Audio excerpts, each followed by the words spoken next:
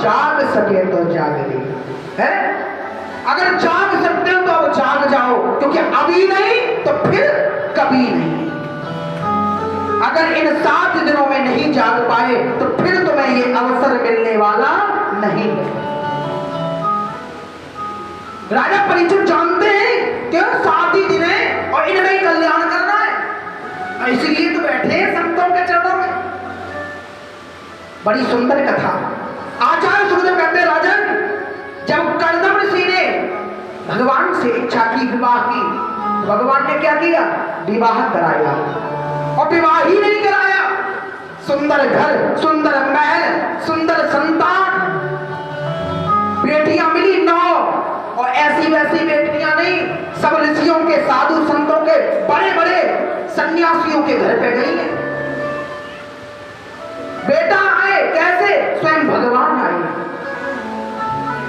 मेरे प्यारे हो, अगर ब्याह भी करना है ना, ब्याह की भी इच्छा है तो दुनिया से मत कहो, क्योंकि दुनिया वाले सिर्फ आपका मजाक उड़ा सकते हैं। भगवान से मांगो, क्योंकि जब भगवान से ब्याह के लिए कहोगे, भगवान से अपनी कोई वस्तु मांगोगे तो भगवान क्या देंगे? क्योंकि भगवान को कहा गया है मंगल भवन अमंगल हारी। भगवान क्या करने वाले? मंगल करने वाले हैं, अमंगल का हरण करने वाले हैं। वो वस्तु आपको वही देंगे जो आपका मंगल करे। लेकिन एक बात याद रखना, जब हम भगवान से मांगे और भगवान न दे तो नाराज मत होना, गुस्सा मत करना, ऐसा मत करना कि जिधरी है तेरी कंठी वाला है। अब हम कहना है रे भजन, क्योंकि आज की दुनिया की बड़ी पद्धति है कि थोड़ा बहुत भजन होए ना, और भगवान से कछु मांगे में कि ताई भजन करे, और भगवान न दे तो तुरंत पूजा पाठ छोड़ दे, है ना। लेकिन एक बात याद रखना, अगर भगवान हमारे मांगने पर कोई वस्तु नहीं देते तो समझ लेना ये वस्तु हमारे लिए ठीक, क्योंकि भगवान से बढ़ करके, क्योंकि भगवान को ही तो पता है। जब हमारा जन्म हुआ, खाने के लिए भोजन लाए थे साथ में, है? दांत नहीं थे मुंह में, दूध दे दिया, है ना। दांत नहीं तब दूध दियो, और दांत आएंगे तो और भी व्यवस्थाएं करेगा। मेरे प्यारे हो, हम उससे मांगने की वैसे तो जरूरत ही नहीं है, हमें तो जरूरत है सिर्फ उसे अपना बनाने की। एक है तो फिल्मी सॉन्ग पर उसकी एक लाइन बड़ी प्यारी है, तुम्हें अपना बनाने की कसम खाई है? कसम भी खाओ कैसे? दुनिया को अपना बनाने की नहीं, भगवान को अपना बनाने की। क्योंकि तुम दुनिया में कितना भी पालन पोषण कर लेना, कितनी भी व्यवस्थाएं कर लेना अपने बेटा बेटी, माँ बाप, चाहे किसी की भी, लेकिन अंत समय एक गिलास पानी के लिए भी तरसना पड़ जाएगा। क्योंकि तुम क्या करोगे? बच्चे आ गए तो धन आ जाए, धन आ गया तो बच्चों की शादी हो जाए, शादी है नहीं तो 2-4 बच्चा है जाते, बालक आ जाते, भगवान बड़ी कृपा है जाती है ना। और बालक आ गए, अब इनको क्या कराएगा? यानी कि मांग कभी समाप्त होती नहीं है, एक के बाद एक, एक के बाद एक। इसलिए मेरे प्यारे को मांग नहीं, सिर्फ मांगना है तो कृष्ण को मांगो, क्योंकि जब भगवान से भगवान को मांगोगे तो देवहूति और कर्दम ऋषि के यहाँ जो स्वयं बालक बन के आते हैं, हो सकता है तुम्हारे घर में भी आ जाए। और अगर भगवान मान लो नहीं आए तो कम से कम बेटा तो ऐसा देंगे जो हमारी माँ ने, हैं? धन तो कमा लिया, संस्कार नहीं दिए, उसे बड़ों का सम्मान करना नहीं सिखाया, तो कहते हैं जब बड़ों का सम्मान नहीं करेगा तो तुम्हारा खाक सम्मान करेगा। इसलिए मेरे प्यारे हो, भगवान से सिर्फ भगवान को मांगो। आचार्य सुखदेव कहते हैं, राजन, दुनिया में सत्संग ही जीवन का सार है, सत्संग ही जीवन का आधार है। सत्संग के बिना सत सुधरई सत्संगति पाई है। सत्संग पाकर के हमारी तुम्हारी तो छोड़ो, 60 व्यक्ति भी सुधर जाता है। और ऐसा सुधरता है कि पारस परस कुधात सुहाई है। लोहा भी पारस मणि से स्पर्श होते ही क्या बन जाती है? सोना बन जाती है ना। और हम अगर किसी के संत के सानिध्य में आ गए, किसी संत की कृपा हो गई, तो एक और बात बताऊं, पारस मणि भी छोटी है, पारस मणि लोहे को सोना बनाती है, लेकिन संत वैष्णव भगवान के चाहने वाले हमें क्या बनाएंगे? कभी कभी आपने देखा होगा जो काम गुरु न कर पाए वो चेला कर जाते हैं। क्यों? क्योंकि दुनिया में एक ही रिश्ता ऐसा है जो अपने आप से ऊंचा बनाने की चाहत रखता है, जो अपने आप से भी ऊपर पहुंचाना चाहते हैं, बिना निस्वार्थ, बिना किसी स्वार्थ के। लेकिन हमें करना क्या होगा? भगवान से प्रेम करना होगा। आचार्य सुखदेव कहते हैं ऐसे अनंत भक्त हुए श्रीमद् भागवत कथा में। कहते हैं संसार की एक मेरे प्यारे बड़ी विलक्षण दशा है। क्या वो दशा है कि आजकल किसी से कहो भैया भजन कर ले, तो कहा करेंगे अरे महाराज अभी हमारी का उम्र है कि भजन करने की है, अभी तो खेल में खाए की उम्र है, बुढ़ापा आएगा तब भक्ति करेंगे। लेकिन एक बात बताओ, क्या गारंटी है कि तुम बुढ़ापे तक जीवित रहोगे? और मान लो जीवित भी रह जाओ तो क्या गारंटी है कि तुम बुढ़ापे में भजन कर लोगे? क्योंकि कहा जाता है बुढ़ापे में तो एक गिलास पानी की भी चाह हम दूसरों से करते हैं, है ना। क्योंकि बुढ़ापा जब आ जाता है चमड़ी सुकड़ जाती है, शरीर अपने आप झुक जाता है, हाथ पैर सब कांपने लग जाते हैं। और कई तो इतनी आजकल तो इतनी बीमारियां हैं, घुटने में दर्द, कमर में दर्द, पैर में दर्द, हाथ में दर्द, न जाने कहां दर्द है, हड्डी दुख है, इतना दर्द है, इतनी पीड़ा है। तो मेरे प्यारे उस पीड़ा में क्या होएगा? है भगवान याद आएगा। अरे तो भगवान की सेवा करनी है, एक बाल्टी से स्नान कराना है, एक लोटा के लायक भी नहीं रहोगे, है ना। कैसे दर्शन कराओगे, कैसे उन्हें स्नान कराओगे, कैसे उनकी सेवा करोगे? क्योंकि उस समय तो सेवा की जरूरत हमें ही होती। इसलिए मेरे प्यारे जीवन में याद रखना, भक्ति बुढ़ापे का विषय नहीं, क्योंकि आचार्य सुखदेव कहते हैं भक्ति की कोई उम्र नहीं होती। और मैं तुम्हें कथा सुनाता हूं ये राजन, बड़ी सुंदर कथा है कि भक्ति कब से करनी चाहिए, किस उम्र से करनी चाहिए, ये कथा बताती है। प्रियवंतो ताड़पादौ सतरूपापते सुतौ वासुदेवस्य कलया रक्षायां जगत स्थितौ। कहा प्रियवंतो ताड़पादौ, जो महाराज मनु है ना, उनकी पत्नियां सतरूपा, और उनके जीवन में क्या थी? 3 पुत्रियां, 2 बेटा।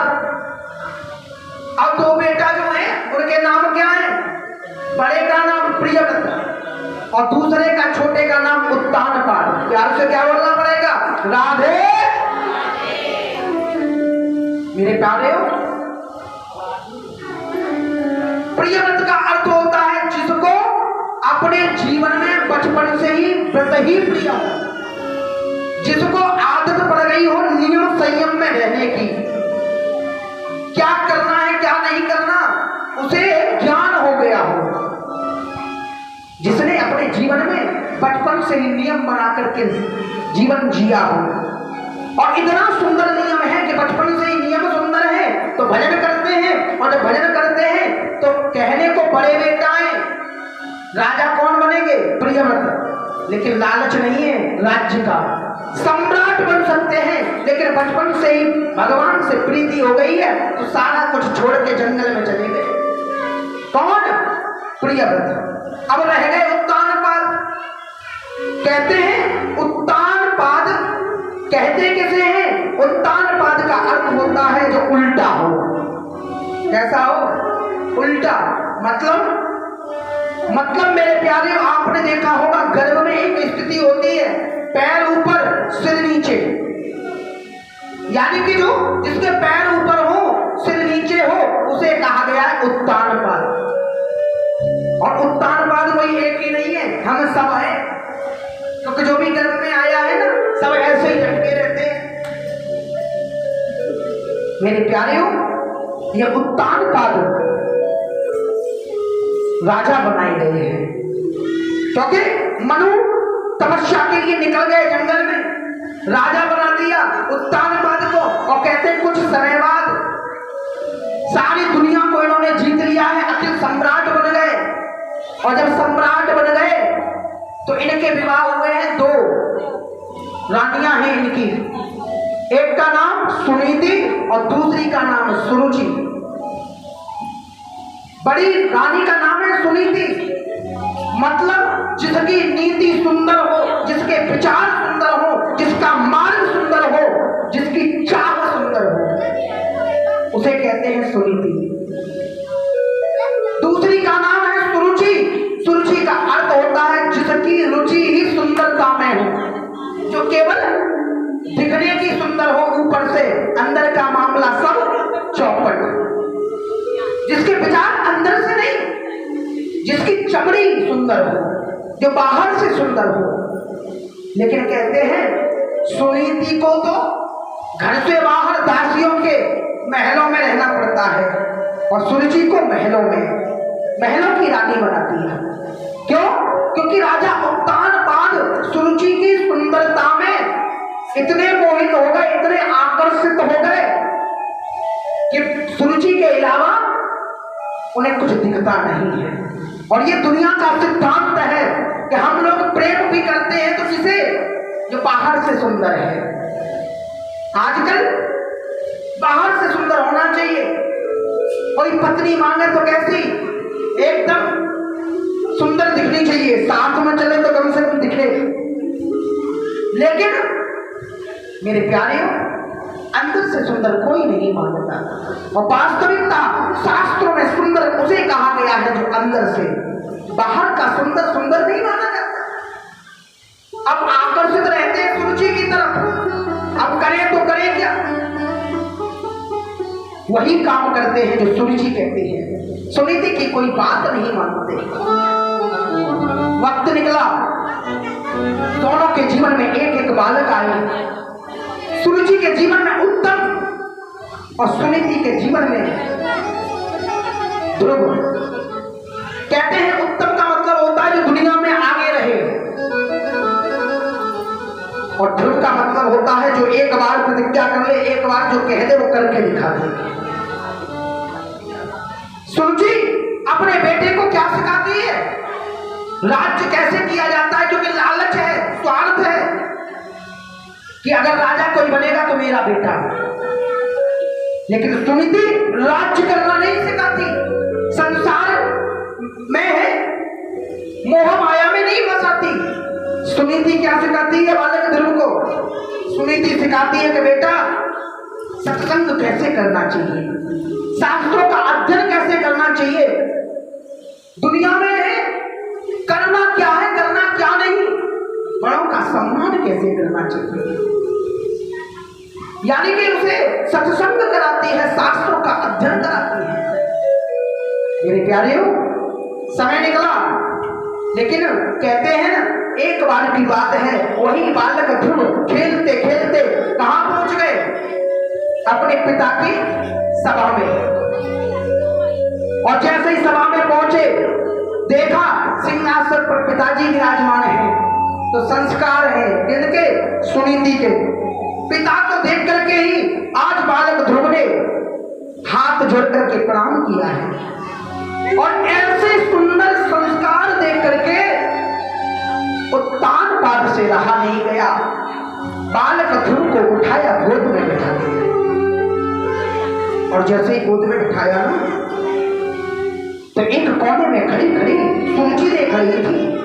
और सुरुचि ने देखा कि कहीं ऐसा ना हो कि आज तो राजा ने प्यार में आकर के, प्रेम में आकर के गोद में ही बिठाया है, कहीं ऐसा ना रह जाए कि राजा घोषित कर दे, राजा ध्रुव को बना दे, हमारा बेटा रह जाए। तो मार गुस्सा के मारे दांती मीचती हुई, आंखें जल्दी जल्दी आई और आकर के बालक ध्रुव का हाथ पकड़ा, गोद से उतारा और उतार करके जमीन पर पटक दिया।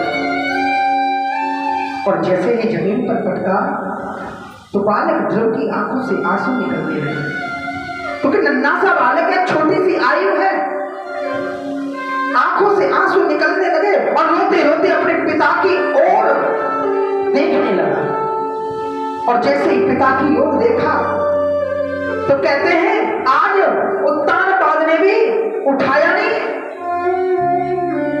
और जब उत्तानपाद ने यानी कि खुद के पिता ने भी नहीं उठाया तो ये चोट अंदर तक घर कर गई कि देखो तो सही, कहने को हमारे पिता हैं लेकिन आज इन्होंने भी हमें नहीं उठाया। और इतना ही नहीं, पटकते हुए सुरुचि ने कहा अच्छा इतना ही सो गए राजा की गोद में बैठने का, तो जा जंगल में चला जा। अरे जंगल में जा, तपस्या कर, नारायण को प्रसन्न कर और वरदान मांग कि तुझे अगले जन्म में मेरी गर्भ से जन्म मिले। क्योंकि जब तुझे गर्भ से जन्म मिलेगा मेरी गर्भ से, तब जाकर के राजा की गोद तुझे मिलेगी।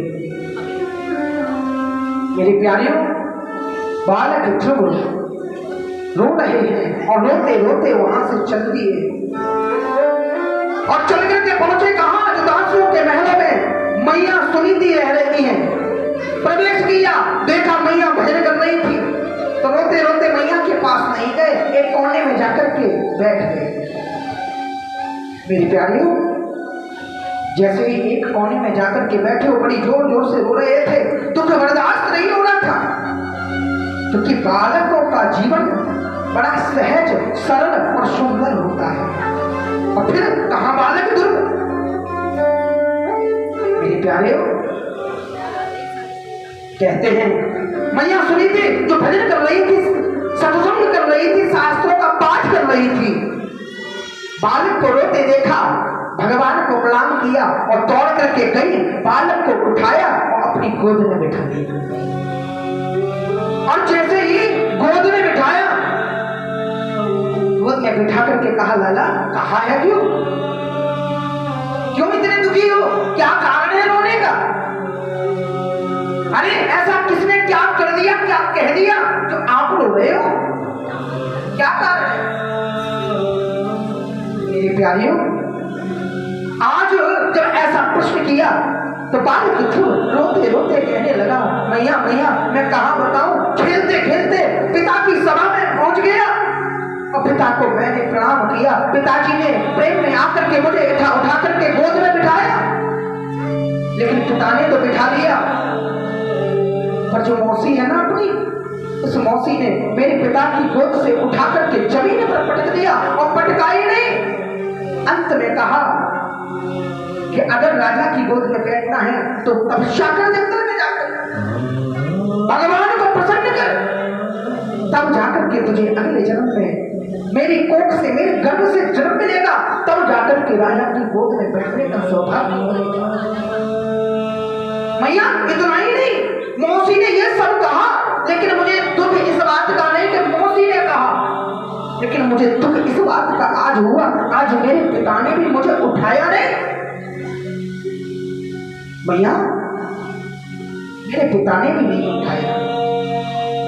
सुनीति ने सब बात को सुना तो सुनीति कहती है लाला या मैं दुखी है की का बात है, अरे काहे के ताई तो कह रहे, अरे तुम्हारी जो मौसी है ना उसने कुछ गलत नहीं कहा, क्योंकि कहा जाता है कि अगर किसी की गोद में बिठाने का, बैठने का सौभाग्य कोई देता है ना तो सिर्फ और सिर्फ नारायण देते हैं। उन्होंने गलत नहीं कहा। देखिए मेरे प्यारे हो, अगर दुनिया वाले होते ना, दुनिया की माँ होती ना और काऊ को कोई बेटा पीट देना तो उंगली पकड़ करके सीधी लगे जाएंगे, तेरी हिम्मत कैसे है गई का तू खबावे को दे जाए, न जाने कितना बड़ा झगड़ा खड़ा हो जाता। लेकिन सुनीति मैया जानती है झगड़े में कुछ नहीं है, समझा दो, समझा दिया। लेकिन जब मैया ने कहा कि मौसी ने कुछ गलत नहीं कहा, ये बात सहज थे, सरल थे, बिल्कुल खाली थे। ये बात अंतर पट पर दिख गई कि तपस्या से सब कुछ हो सकता है, भजन से सब कुछ हो सकता है, नारायण की कृपा से सब कुछ हो सकता है। रात तो हुई, मैया तो सोई, पर बालक ध्रुव ने घर छोड़ दिया और प्रतिज्ञा कर ली, जब सब काम नारायण कर सकते हैं तो क्यों ना मैं नारायण से मिलूं। मेरे प्यारे और निकल गए, और जैसे ही रात्रि में निकले तो कहते हैं एक दिन नहीं, 2 दिन नहीं, 7 दिन निकल गए। न जल न भोजन, ढूंढ रहे, खोज रहे भगवान को कि कहां मिलेंगे।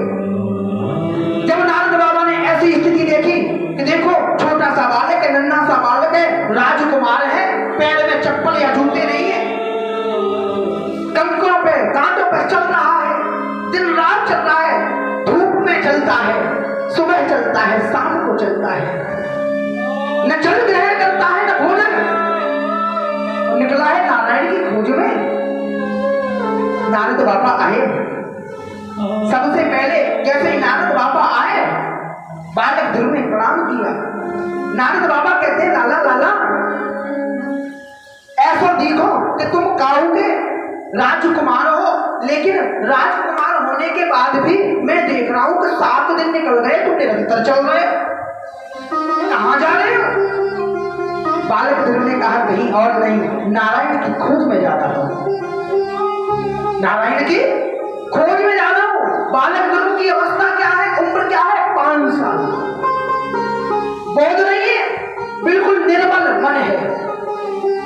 और भगवान का भी सिद्धांत है कि निर्मल मन जन सो मोहि पावा, मोहि कपट छल छल भावा।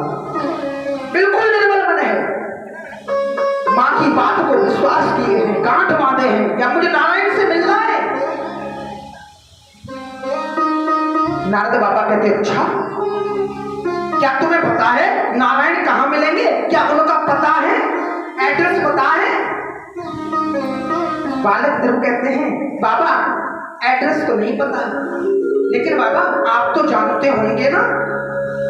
नारद बाबा कहते जानता तो हूं, लेकिन संभव नहीं है, तुम्हारे बस की बात नहीं है। क्यों? क्योंकि कहा गया है कि नारायण रहते हैं क्षीर सागर में शेषनाग की सैया पर, और वहां उन्हें कोई जीते जी पा सकता नहीं है, वहां जीते जी नहीं जाया जाता। बालक ध्रुव ने सुना कि जीते जी नहीं जाया जाता, विचार करते मुझे तो जीते जी मिलना है। बालक ध्रुव ने सारी जीवन सत्संग किया है। बालक ध्रुव कहते हैं अच्छा बाबा, आप कहते हो कि मैं जीते जी नहीं जा सकता, लेकिन मैं ही तो जीते जी नहीं जा सकता। अरे मेरे जीते जी नारायण तो आ सकते हैं। नारद बाबा कहते हैं बड़ा बुद्धिमान बालक है, उम्र है 5 साल की, और गजब की तर्क, गजब की बात। कहा हाँ बेटा वो तो आ सकते हैं, लेकिन इतना संभव, इतना सरल, इतना सहज नहीं है। क्यों?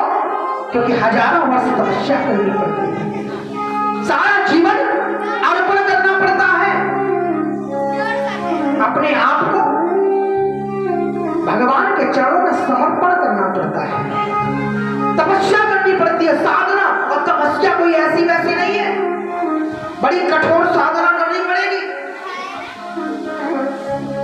मेरे प्यारे बालक ध्रुव कहते हैं तपस्या तो छोड़ो बाबा, अगर मुझे कुछ और भी करना पड़े मैं राजी हूं, लेकिन मुझे भगवान से मिलना है। नारद बाबा कहते हैं कि तपस्या भी ऐसे नहीं, पहले गुरु यानी कि शिष्य बनना पड़ता है। बालक ध्रुव कहते हैं जब रास्ता बता दिया, मार्गदर्शन कर दिया, और गुरु का काम होता है कि रास्ता दिखाना, और रास्ता तो आपने दिखा दिया। जब रास्ता ही दिखा दिया, काम ही सब कर दिए, तो क्यों ना मुझे चेला बना ले, तुम ही बन जाओ गुरु, कहां खोजेंगे। मुस्कुराने लगे। बड़ा ही प्यारा सा द्वादशाक्षर मंत्र लिखा है। कौन सा?